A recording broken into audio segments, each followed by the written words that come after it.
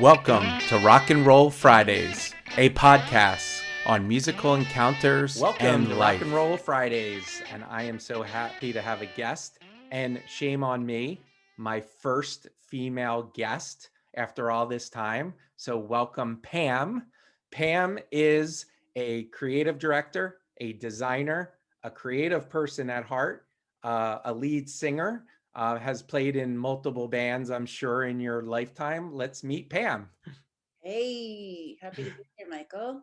So Pam, tell me about yourself. Tell me about what's Pam in a couple sentences and a couple minutes. What sums up Pam? Oh, geez. How can I say that in a couple sentences? I am, I'd say, like a full circle creative is what I tell my clients. I'm an artist. I'm a singer. I'm a musician. I play piano and guitar, and I sing in a band.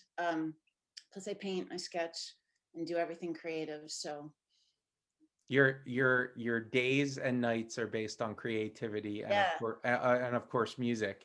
yes, Um, and you sing in the South Jersey based band Candy Volcano, and we've yeah. had some members of them on the show to talk about Candy Volcano. What's your take on Candy Volcano and kind of your role? Candy Volcano, I say, is my music family. I just adore everyone in the band. It started because of like a magic that happened one night to create. It was a fundraising event for a nonprofit in the Collingswood area, and they were like, we should do the Ziggy Stardust album from beginning to end, and we should bring in all the local musicians, and everybody should do a song, and we'll create a core band, and everyone should be in costume, and we'll sell beer, and we'll have beef, and we'll Mhm. call it Bowie Beef Bikes and Beer or something like that. And at the time, I was just kind of getting into the music scene. Was just doing open mics and working with Sarah O'Brien, who you know Yep. personally. You grew up with her, and that's my puppy over there.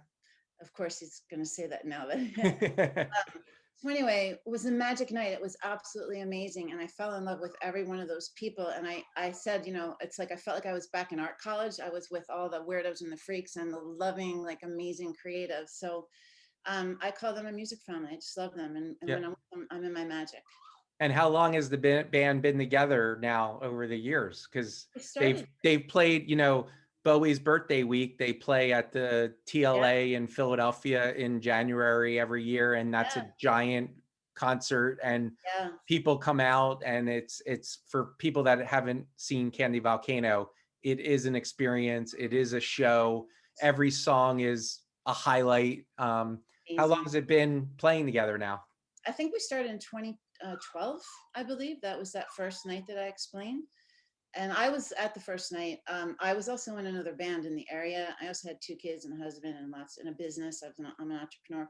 So I kind of had to step back for a little bit and only choose like one band that I was going to be in. But I Right. was feeling passion for the band that I was in. I love them, but I was kind of like having had that candy taste. I wanted more of that magic and really high level creativity. So I said to Kevin Munko, who I love, can I please come back in the band? He was like, of course, you never left the band. So Right. Yeah. 2 years later, That's the musical family. You never yeah, really leave. You just kind yeah, of come in and out. yeah, So you do for your full-time company, you do creative design, branding, yeah. strategy.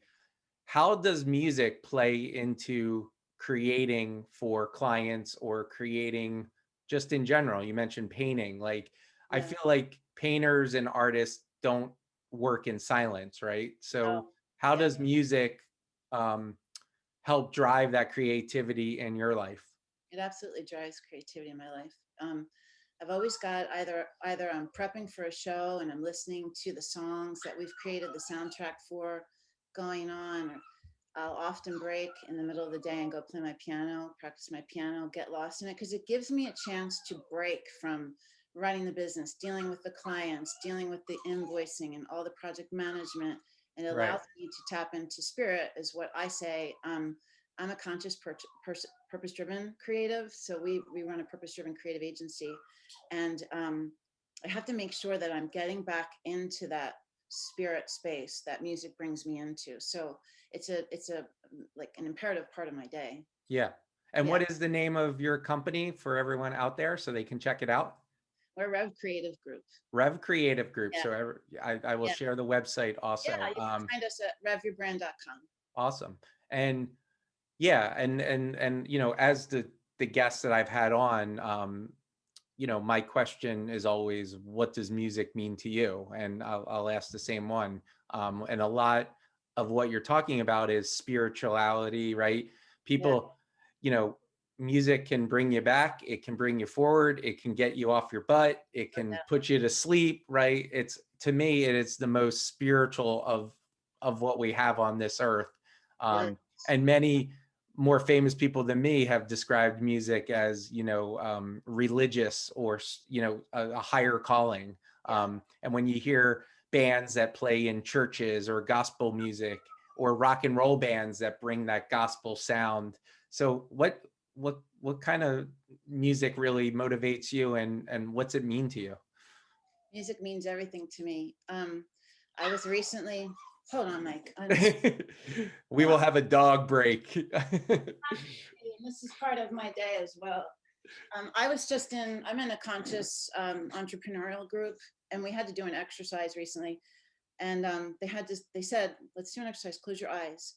Imagine the one thing that brings you the most joy, the one aspect that is you. And creativity is me. That's music, that's art, that's everything. Imagine if you didn't have it, if you didn't live with it, if you didn't have it. I literally brought tears to my eyes because I have only ever known music. Music and art have been with me since I was a little girl. Yeah. I escaped with piano. When in my childhood, I escaped. That's where I went, in front of my piano. And then often throughout my life, that was where I went. I went to music, I went to art. Well, and during COVID, I mean, we've seen the impact of that, right? I mean, I've talked about it on this show too, and people are feeling it, right? No Yes. concerts, Yeah, it's very no art exhibits, no poetry readings, right? No dancing. no I mean, connectivity. it's like a horrible Footloose movie that's taken over the Yes. world, Yeah. right? Yeah, that's right. It's like Exactly. no dancing, no music, no concerts, no joy. And it's been really hard, right? It's been really hard just to miss going to a bar and hearing a guy that's just wants to play music for a night at the bar out there doing his thing. Yeah. And I know for bands like you guys, it's missed opportunities to bring joy and play to people that want to come see you. Yes. It's the energy of the whole experience. And with Candy, like you said, we open up Philly Loves Bowie Week every year. It's like a big, huge event. And it's right in the beginning of January. And we're rehearsing and we're doing costumes and we're collaborating during the busiest time of the year. Right. Thanksgiving, Christmas, New Year's. And it's always like, oh my gosh, here it comes. But you want to do it because you can't live without it.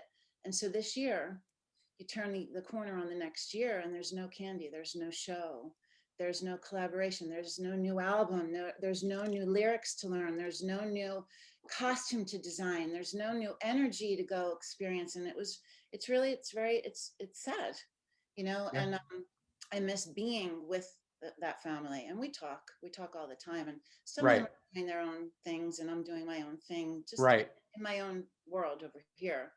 But yeah, I echo that Yeah. tremendously. There's a void for there, and I can't wait for the world to get back to normally, and so I can see people perform, my friends perform, me perform, all of that again. Right. And I think the music will come roaring back. I mean, Yeah, concerts, local, like I said, the dancing, the poetry readings, all those local experiences that, make the community. I mean, if you think about our community in South Jersey and Philadelphia, the bigger area, it's all those things that make up the community.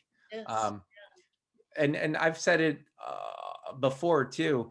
You think about how much music really is involved in your life. From when you're shopping, there's music playing. When you uh-huh, go to a sporting event, there's music playing. When you drive your car, when you work out, there's music playing. Like, and as a creative, I know many of my friends that are creative really use music to motivate them creatively and get them into a different place.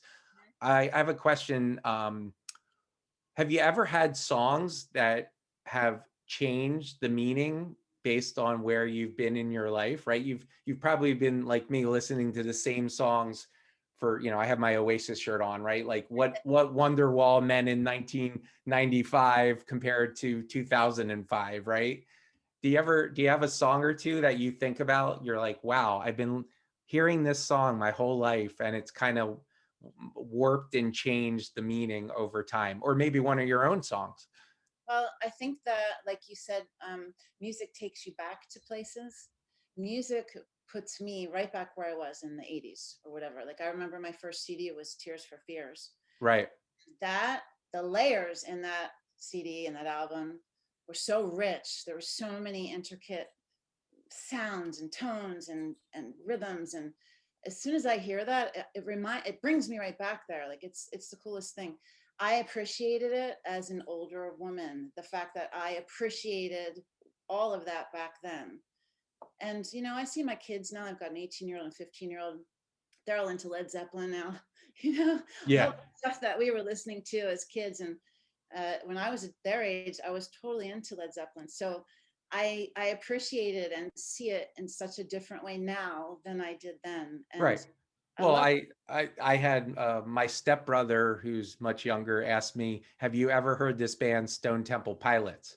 And I was like, I was happy because it makes you realize you can discover a new band that, whether, when I discovered Bob Dylan had been around for 25, 30 years, but I was discovering him for the first time. So it's really cool that your kids are listening to Led Zeppelin, and my brother is listening to Stone Temple Pilots and Belle and Sebastian for the first time, and it's blowing his mind, right? So yeah. I think it's awesome.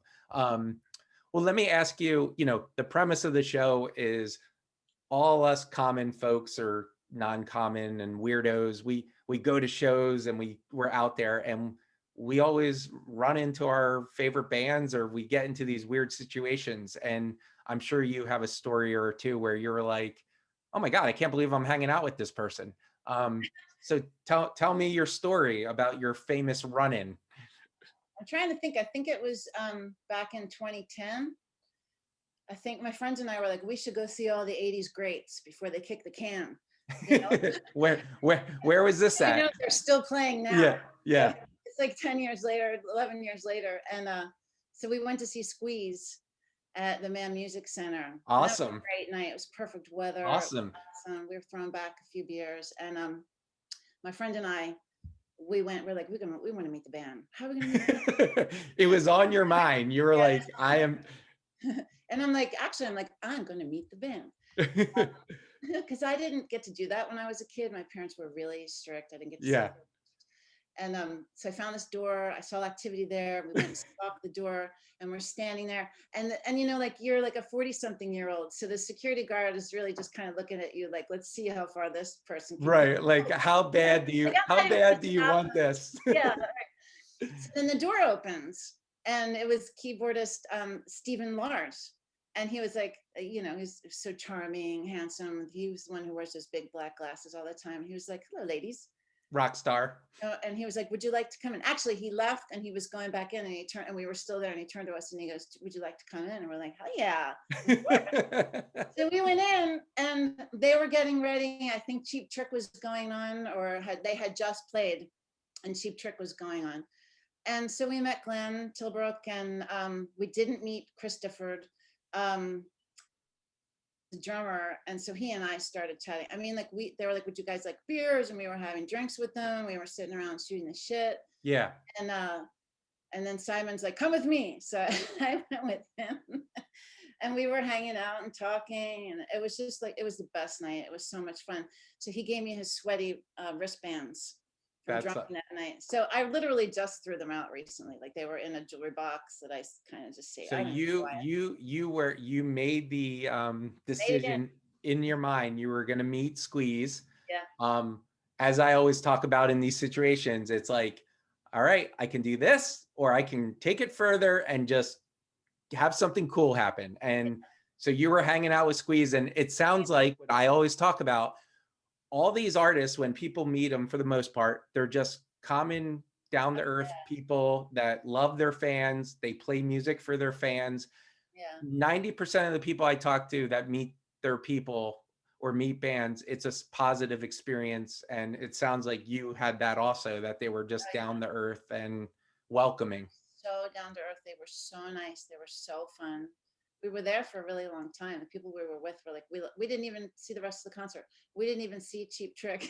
Didn't care. We were having a great time. You're like, I couldn't see Cheap Trick because I was hanging out with Squeeze. Yeah. And, I was talking with Simon on Facebook for a little while. It was fun. You know, it was so much fun. I actually, it came up as a Facebook memory recently, and I sent him a message, and I was like, "This was a great time. I hope you and yours are well, healthy and doing well." And he wrote back. So it, they're the things you do in life. And we tried to do it again when the cult came down, and we saw them in Atlantic City, and it wasn't working. No, you couldn't relive the magic. Let's get in.